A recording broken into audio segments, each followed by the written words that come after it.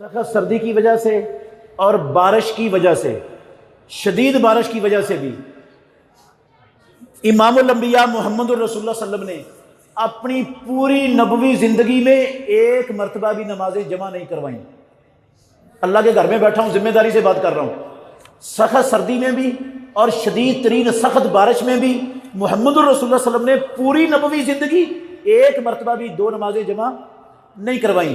اور پھر سنیں، اللہ کے نبی کے بعد 30 سالہ خلافت راشدہ کے دور میں کسی ایک خلیفہ راشد نے زندگی میں ایک مرتبہ بھی بارش کی وجہ سے یا سخت سردی کی وجہ سے دو نمازیں جمع نہیں کروائیں، کسی خلیفہ راشد نے نہیں کروائیں۔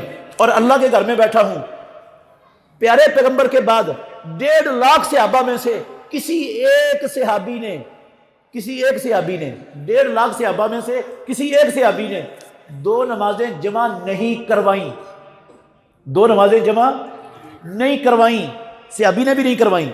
یہ بارش کی وجہ سے اور سخت سردی کی وجہ سے دو نمازیں جمع کرنے والا عمل تابعین کے دور میں شروع ہوا ہے، تابعین کے دور سے پہلے موجود نہیں تھا، تابعین کے دور میں شروع ہوا ہے۔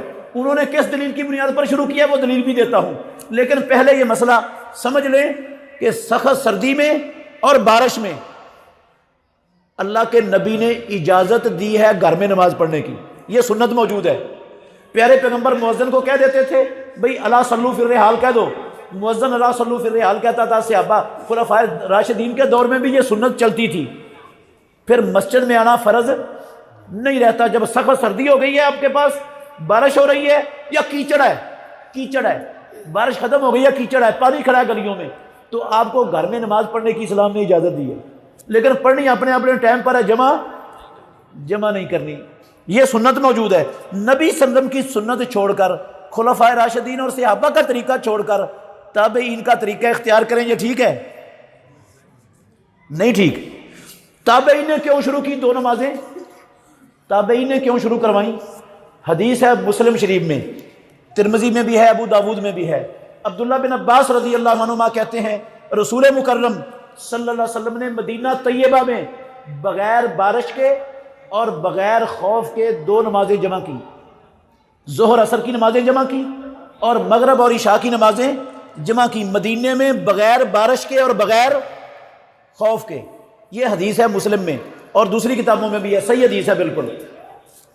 یہ جو ہے نا نبی صلی اللہ علیہ وسلم کا یہ عمل دو نمازوں کو جمع کرنے کا، یہ بعض لوگوں کو غلطی لگ گئی، بعض لوگ علماء کو غلطی لگ گئی، انہوں نے یہ سمجھ لیا بغیر عذر کے جمع کیے ہیں، جبکہ بغیر عذر والی بات نہیں ہے، بغیر عذر کے نہیں، عذر تھا لیکن وہ عذر بارش کا اور خوف کا عذر نہیں تھا، اس کے علاوہ کوئی عذر تھا۔ کیا عذر تھا؟ اس کی وضاحت صراحت نہیں کسی نے کی۔ عبداللہ بن عباس جو اس حدیث کے راوی ہیں، ان سے پوچھنے والے نے کہ اللہ کے نبی نے دو نمازیں کیوں جمع کی، اگرچہ زندگی میں ایک مرتبہ ہی کیا، رسول اللہ صلی اللہ علیہ وسلم نے پوری نبوی زندگی میں یہ عمل ایک مرتبہ کیا صرف، کیوں کی؟ تو وہ کہتے ہیں عبداللہ بن عباس لِأَلَّا يُحْرِجَ أُمَّتَهُ، امام الانبیاء نے یہ عمل اس لیے کیا کہ آپ اپنی امت کو کسی مشکل میں نہ ڈال دیں، کسی مشکل میں نہ ڈال دیں، اس لیے آپ نے یہ عمل کیا ہے۔ اس حدیث سے محدثین اہل علم یہ مسئلہ ثابت کرتے ہیں کہ اگر علاقے کا امام وہ دیکھ رہا ہے کہ مسلمانوں پر مشقت آ رہی ہے، مشکل آ رہا کوئی وقت مشکل آ رہا ہے، ان کے لیے ٹائم پر نماز پڑھنا کیا ہو جائے گا؟ دقت اور حرج کا باعث بن جائے گا، تو وہ امام فیصلہ کر کے دو نمازیں جمع کروا دے تو اس کے ساتھ جمع ہو سکتی ہیں، جیسے اللہ کے نبی نے کیا ہے۔ امام کا حق ہے یہ، وہ فیصلہ کروا دے تو ہو سکتی ہیں۔ تو تابعین نے اس حدیث کو دلیل بنا کر کہا کہ جب بارش اور خوف کے علاوہ کسی اور عذر سے جمع ہو سکتی ہیں تو بارش بھی تو ایک عذر ہے، لہٰذا بارش میں بھی جمع ہو سکتی ہیں۔ اس کو دلیل بنا کر تابعین نے دو نمازیں جمع کرنے کا عمل شروع کیا، لیکن اللہ کے نبی اور صحابہ کا عمل تابعین کے عمل سے اولا ہے، مقدم ہے، بہتر ہے۔ وہ سنت بھی ہمارے پاس موجود ہے، اس سنت کو اپنانا چاہیے، نہ کہ جمع کرنی چاہیے نمازیں۔ لیکن اگر کوئی جمع کر لے تو اس پر کفر کا یا شرک کا فتویٰ نہیں لگا۔